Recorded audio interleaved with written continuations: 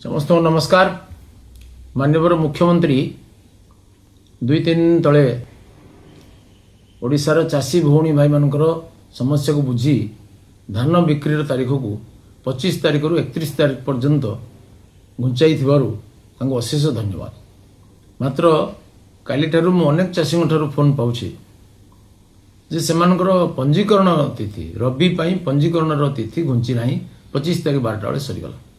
मु तुरंत डीआरसीएस और अन्य अधिकारी मान पचार जानी जे सेटा एक्सटेंशन है ना। मुझे अनुसार जोगाण विभाग एमडी सहित कथाली और एमडी कहले जदि किसी लोक रही जाते कलेक्टर चिठी करले आम परमिशन देदेव। मु कलेक्टर सहित कथाली कलेक्टर मध्य चिठी लिखिं। वर्तमान ओडिशार समस्त चाषी भौणी भाई ए व्यस्त नही एक्सटेंशन होगा जाऊँगी। एमडी अनुमति देदेवे तेणु से धैर्य धारण करूँ एवं चिठी पाखे पहुंची एमडी से विषय में कथा जिलापाल सहित तुरंत अनुमति दे प्रतिश्रुति देते। नमस्कार।